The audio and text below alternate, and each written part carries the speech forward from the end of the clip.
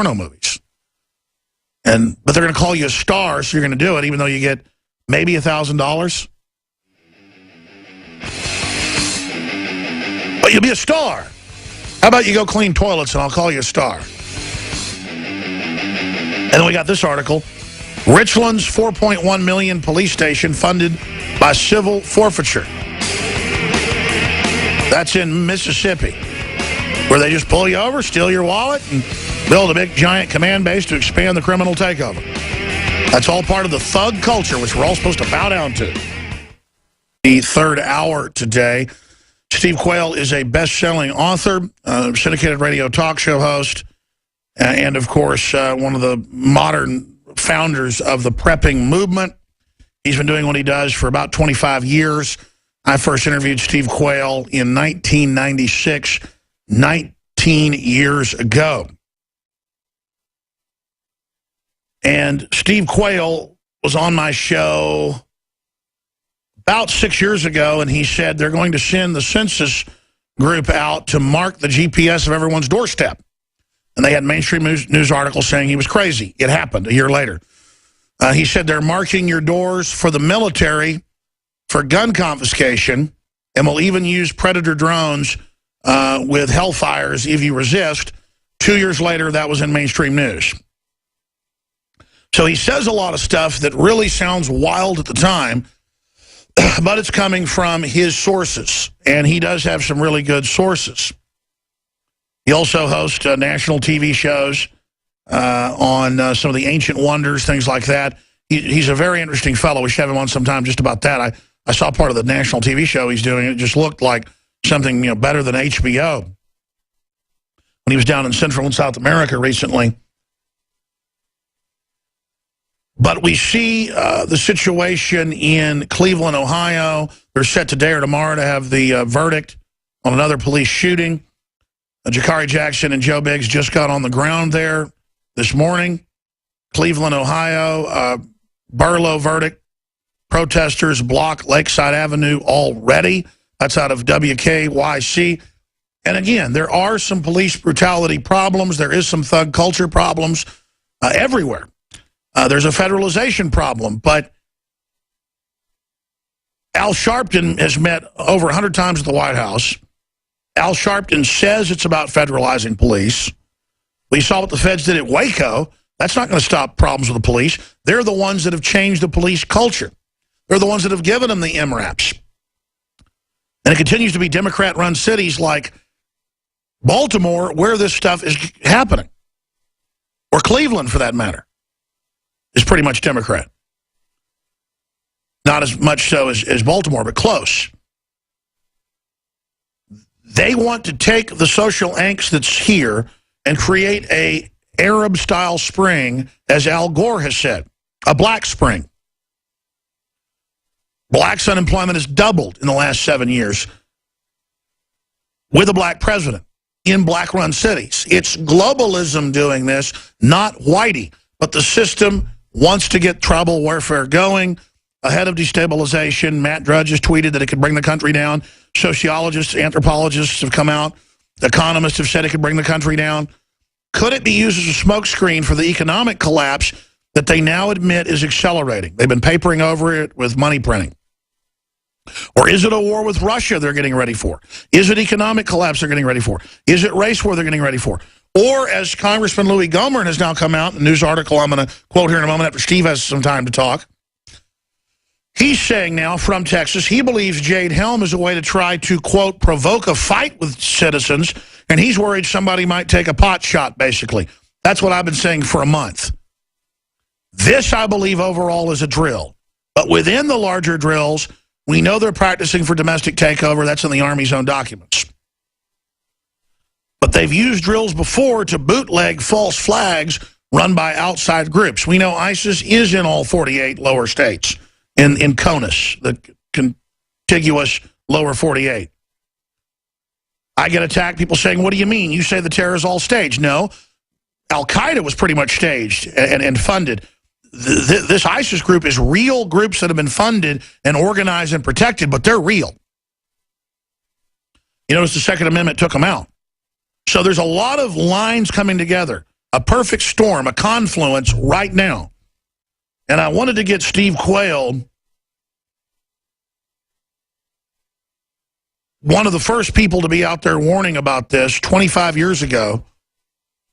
The first guy I heard talking about chemtrails. The first guy I heard talking about so many issues that are now mainstream news. He wants to talk about weather weapons today. In fact, you can just search, Dubai controls the weather. Russia controls the weather. Atlantic, Associated Press admitting they're manipulating the weather. But then we say, hey, we've had meteorologists on. Looks like they're blocking rain from the Pacific. They say, shut up, nut. Obama didn't create the tornado in Oklahoma City, which you never said. A caller called in and said, could this have been manufactured? And I said, they do have these technologies, but generally no. We've always had tornadoes in Oklahoma. They then try to discredit the whole thing, saying, I said he made that tornado 3 years ago that hit Oklahoma City and killed so many. The F5 or whatever it was. Just like we said we should watch Jade Helm because it's all part of a conditioning process, they now say I said it's an imminent takeover to, again, discredit us when it doesn't happen. The problem is we didn't say that. And Louis Gohmert and the governor and others have said they list patriots as the #1 terror threat. They admit they want the military to try to take them on. So we need to have a national debate on this subject. Now I'm going to give Steve Quayle the floor for the next 6 minutes so we go to break down from his intel where all this is going and what he thinks. Is it a confluence of all of it? Or are they getting ready for one thing? Or is this all just a ratcheting up in the conditioning? Steve Quayle of stevequayle.com. Thanks for coming on. Good morning, Alex. Well, I think it's all of the above, and it's being staged. It's being staged concurrently and consecutively. And let's just talk about the biggest issue.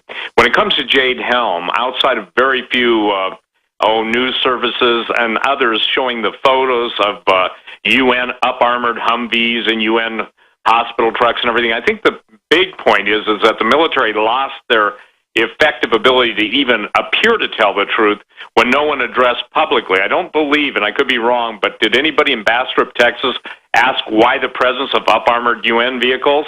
I don't think so.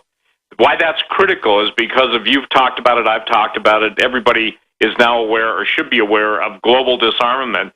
This is the plan to turn the police against the people, turn the people against the police. I said that almost 20-some years ago on Coast to Coast, and whoever the host was at that time, I think it was originally Art Bell. Well, I know it was Art Bell, but then it switched to George Norrie. I repeated it, and everyone said, I hope not. It's my contention that this Waco biker gang thing, it looked too contrived.